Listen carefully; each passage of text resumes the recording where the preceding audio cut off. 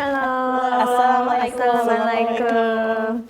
Okay, so today we have some grad students from Bangladesh, and so please briefly introduce yourselves.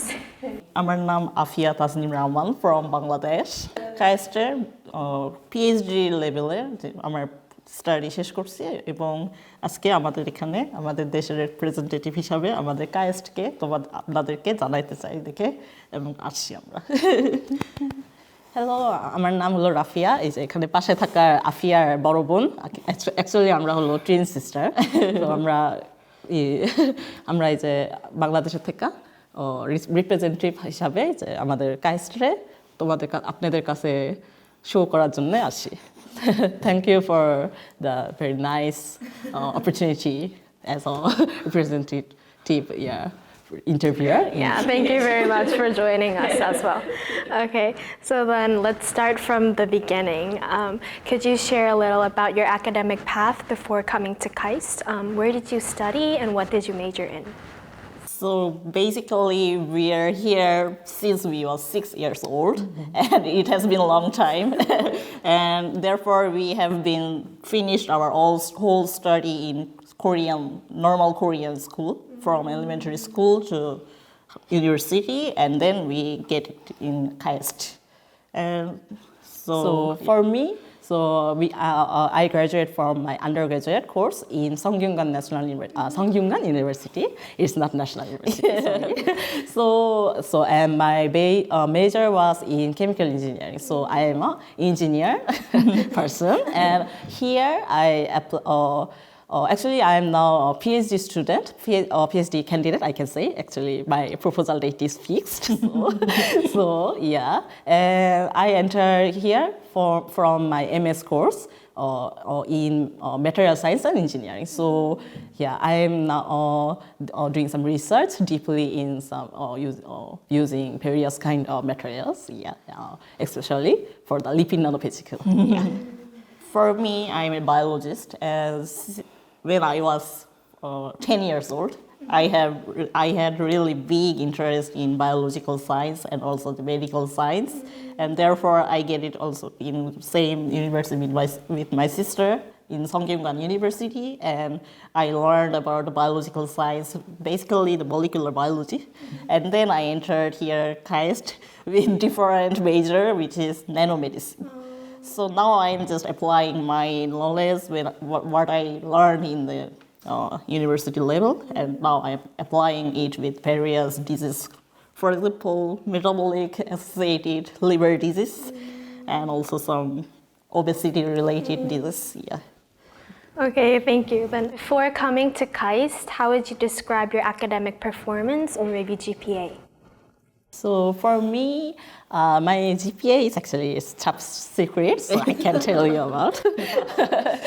Yeah, it's frankly speaking. But yeah, in Songyungan University, my GPA was 3.9, around 3.9 up to 4.5. So for applying in as a graduate level in KAIST, I think one of the important thing is your GPA. So that basically shows your academic, not only the academic performance, but also your the regularity, and your attitude for the studying. And I was very interested in some material science related course. So in my undergraduate course, I get some great results, like such A+ in that related major course, and so that makes my future directions. Yeah. For me, actually, as I told you, that I have been more interested in molecular biology, so I took lots of those related courses, and actually, same as me, that I have also done with really great in those kind of my interested courses. For example, I got molecular biology A and some translational biology, which is related to the medicine. I got A+. Yeah. And actually, my overall GPA was similar with my sister, 3.9. Blah. And I think that the overall exact GPA is not that much important, but at least we need to maintain some level that we are really enthusiastic to study in Korea and also KAIST, because here KAIST is really hardworking school. So I think at least we need to show some level of our degree, how we can develop. Develop it also, yeah. So like Important, yeah. GPA is important, but it's not all. Yeah, right. So now let's move the topic to KAIST scholarship. Do you guys get any support for your studies? Yeah, we totally got our stipend from KAIST and also from our lab. Yeah, and that was really helpful for us to settle in Korea without our parents' support. Yeah. So the best thing is at least we didn't need to find new extra scholarship in KAIST, because KAIST general scholarships cover all of things. For foreign students? Yeah, especially for foreign students, we have no tuition fees. Actually, it is zero, and we also get some stipend for the monthly life expense. Yeah, so yeah, I think scholarship is really important factor for the guys who's applying from the worldwide. Overseas. Yeah. Okay, so I think that will be really helpful for the applicants. Yeah. Let's change the topic to campus life. How is your campus life and lab life? I can say it's perfect in the Korea. So the main reason is, as my sister told before, that our infra is perfect. So any analysis tools or machine we can find inside of the campus. For example, like if we want to see some molecular level and also some atomic level of materials to analyze something. So we can also use all of machine in KAIST. So I think the infra is the best, and the basic research environment is really good and clean, I think. And also the studying area is really quiet, but not only quiet, we can also interact each other with our colleague really freely. And also the relationship between professors is also really nice, because they always respect us to get into research actively. And I think those all of things, I think KAIST is really perfect for making our own research. Yeah, here I actually want to mention about is the research field is actually we use the English language for our research. So it is very easy to discuss with not only our PI, the professors, but also our colleagues. So not only the foreign international students, but also our Korean colleagues. Also, they can speak very well English. And so I think the most important thing in research field is interacting with each other. So then that makes we can get from other major the new idea or so that is actually very important, and KAIST is actually very well organized for that kind of system. So each lab have various kind of meeting systems. So you can so you are not feel that alone.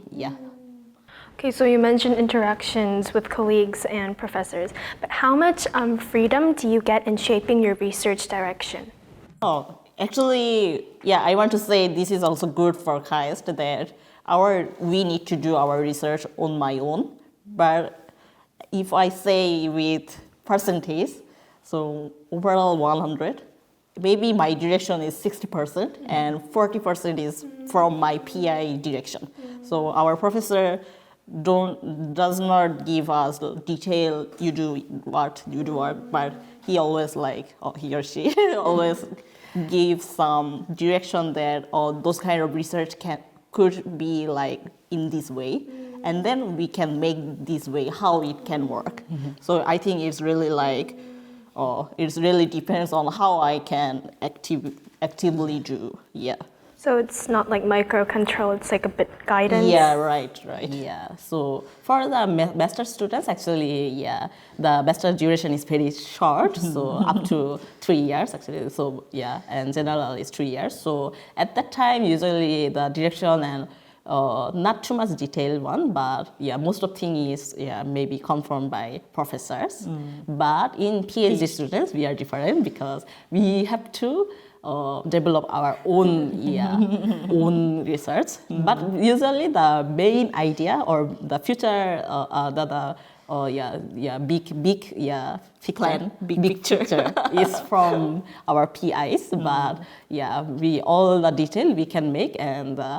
As a like writing a paper. So for the PhD students, we can lead our own research. So the big picture professor will be decided, but still we have to decide all the basic direction and part.